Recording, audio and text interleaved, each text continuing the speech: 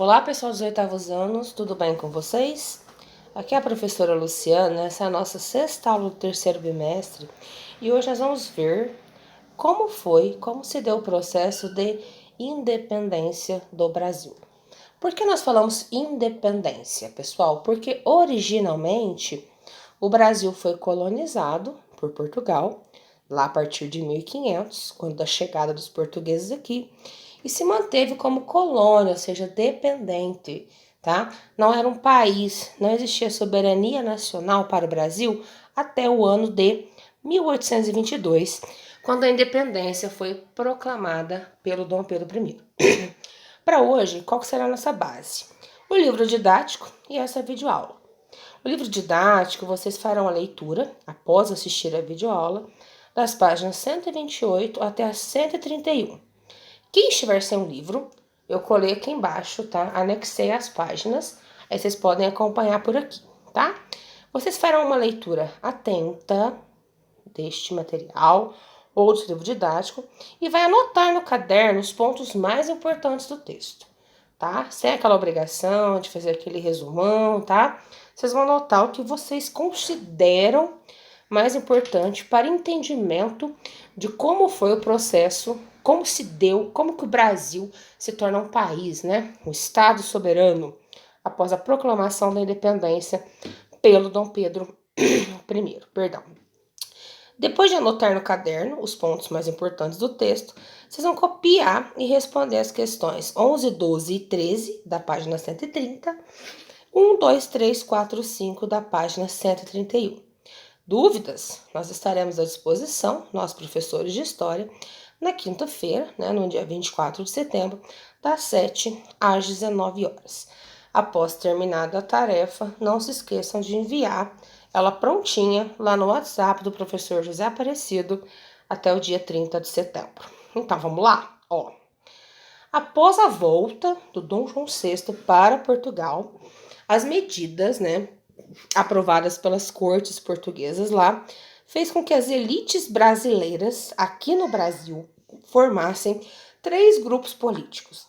Na época, o partido político ele não tinha as premissas que tem hoje. Eram tendências, né, de ideais que esses grupos se alinharam e passaram a seguir esses ideais. Esses 3 grupos eram o Partido Brasileiro, tá? Composto de ricos comerciantes, fazendeiros, ou seja, gente rica, né? Queria, né, que fosse implantado o que o Partido Brasileiro defendia?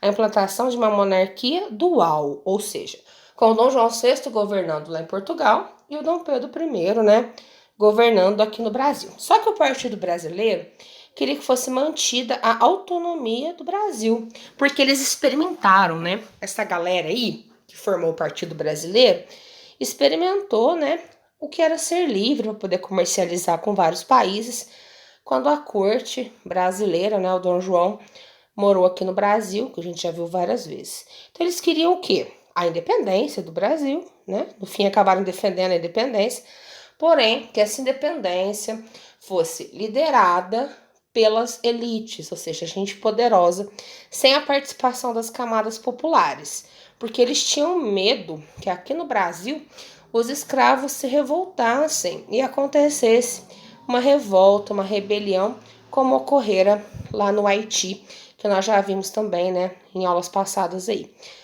Lembrem-se que no Haiti, os africanos escravizados lideraram uma revolta e acabaram eles, né, proclamando lá a independência do Haiti. Então, o Partido Brasileiro, formado por gente rica, pelas elites, acabou defendendo a independência, porém, sem a participação das camadas populares. O Partido Português queria que o Brasil voltasse a ser uma colônia, né? Status que o Brasil já havia perdido durante a permanência da corte por aqui, e o retorno de Dom Pedro a Portugal. Quem que formava o Partido Português? Os portugueses que viviam aqui no Brasil, comerciantes, militares e alguns funcionários do rei. E, por fim, né, a terceira corrente política era formada pelos liberais radicais, formados por jornalistas, médicos, professores, pequenos comerciantes e padres, né? eles tinham tendências mais radicais, democráticas, ou seja, eles queriam proclamar a independência do Brasil e que o Brasil se tornasse uma república. Queria quebrar tudo com Portugal, né? Todos os laços com Portugal, e defender e proclamar a república aqui no Brasil, né? Como regime adotado já nos outros países da América. Lembra que nós vimos na aula passada? Eu falei para vocês. O Brasil foi o único país das Américas, desde lá dos Estados Unidos, correndo todo o mapa aqui da América, que adota a monarquia após a sua independência. Todos os outros países americanos adotaram o regime republicano. Então, o partido, né, que acabou liderando aí este processo de independência foi o Partido Brasileiro. Porque a independência, ela foi um projeto do Dom Pedro I, porém com o apoio das elites, tanto as elites agrárias, ou seja, os proprietários de terra, como as elites comerciais, ou seja, os comerciantes que haviam ganhado muita grana com o fim do Pacto Colonial. Então, o Dom Pedro I, nossa, ele foi bonzinho, ele foi legal por ter proclamado a independência do Brasil? Não, né? Ele estava defendendo interesses próprios, como a manutenção do seu poder, e, ao mesmo tempo, fazendo conchavos aí com gente rica no Brasil. Assim como aconteceu nos outros países da América, em que a dependência foi liderada pelos crioulos, aqui no Brasil, né, após a independência, a situação das camadas populares, ou seja, indígenas, escravizados, ex-escravos, brancos pobres, continua a mesma, tá? Essa galera, esse pessoal continua aí sendo explorado. Pois bem, as cortes, né, queria que o Dom Pedro I voltasse para Portugal. Então, dia 9 de janeiro, ele promulga, né, a famosa frase, se é para o bem de todos e felicidade geral da nação, diga ao povo, né, que fico. Esse dia, 9 de janeiro de 1822, é mundialmente, né, e é muito famoso e é conhecido como o Dia do Fico. A partir de então, né, o príncipe regente, o Dom Pedro I, ele aqui, ó, tá vendo, né, nesse busto aqui, a reconstituição do rosto do Dom Pedro I, passa, né, a tentar angariar o apoio daquelas elites que eu falei para vocês, os ricos comerciantes e os ricos proprietários de terra. As cortes, né, não ficaram, as cortes são os deputados lá de Portugal, quando eu falo cortes. Essas medidas tomadas por Dom Pedro desagradaram as cortes, né, e eles ameaçaram, né, invadir militarmente o Brasil. Enquanto isso, o Dom Pedro I, ele viajava, né, por São Paulo, e no dia 7 de setembro, né, de 1822, ele acaba aí formalizando a independência às margens do Riacho Ipiranga, onde ele dá também o famoso grito, né, independência ou morte.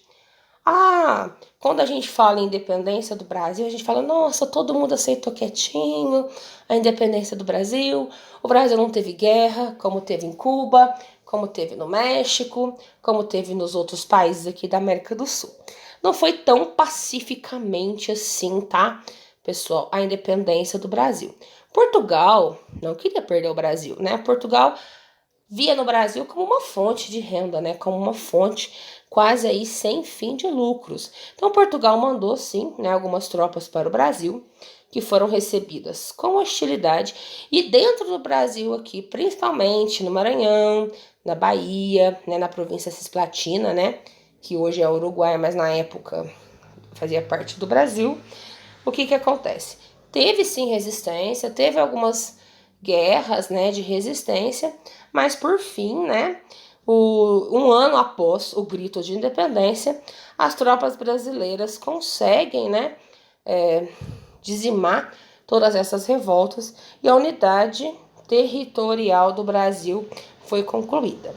Porém, Portugal não aceita, não reconhece esta independência do Brasil, não assina o documento, né, liberando o Brasil de ser sua colônia, e o primeiro país a reconhecer o Brasil como Estado independente foi os Estados Unidos, depois a Grã-Bretanha, né, e só em 1825 Portugal assina o tratado, né, reconhecendo a independência, a emancipação do Brasil, só que mediante o pagamento de 2 milhões de libras esterlinas. A libra esterlina era a moeda inglesa da época, tá? Então, Dom Pedro I, ele pegou um empréstimo com a Inglaterra e pagou Portugal, tá? Para que Portugal reconhecesse a independência do Brasil. Não teve guerra geralzona assim, tá? Mas teve sim um ano, né, após o grito da independência, de conflitos e revoltas, principalmente no Nordeste, e somente quase 3 anos depois, perdão, do grito de independência, que Portugal reconhece aí a independência do Brasil mediante o pagamento aí dessa indenização, certo? Os negros, pessoal, os africanos e os indígenas, desde a chegada, né, da família real portuguesa até o grito de independência, as condições deles, né, foram as mesmas lá de quando o Brasil era colônia. Continuaram, principalmente, né, os africanos continuaram escravizados e sendo explorados no campo, nas minas, nas cidades e dentro das casas, né, nas tarefas domésticas. Sempre viveu então excluído, marginalizado os africanos que eram escravizados e seus descendentes, né, dentro aí deste processo de colonização que a gente está vendo. Os indígenas também, né, continuaram vivendo sobre a tutela do Estado, ou seja, sobre o domínio do Estado, né? O governo brasileiro, ele considerava os nativos seres incapazes de ter uma cultura própria, seres incapazes de ser civilizados, né? Então aí o governo tentava a todo modo converter e passar para o indígena o costume aí do branco. Além disso, né, os portugueses, dentro aí de quando o Brasil ainda era colônia, após a independência não mudou muito, né? Legitimava o extermínio contra populações indígenas que resistiam a essa tentativa, né, de civilizá-los, né, digamos assim. Nós temos como exemplo, né, o decreto de Dom João VI, em maio de 1808, que torna legítima a guerra contra os botocudos, ou seja, uma tribo indígena lá na região do Rio Doce, que fica entre Minas Gerais e o Espírito Santo. O que legitimou, né? O que fez com que Dom João tentasse tornar legítima, né, esse extermínio contra os botocudos foi o fato deles serem antropófagos, ou seja, deles praticarem ritual de antropofagia, onde eles acabavam aí se alimentando de carne humana. Então, isso dentro do catolicismo era um absurdo, né? E essa prática dos botocudos fez com que o Dom João VI acabasse aí tentando, pelo menos, legitimar, né, esse extermínio aí contra o povo, contra a tribo dos botocudos, certo? Pessoal, por hoje é só, né? Qualquer dúvida pode nos procurar. Até a próxima. Tchau, galera!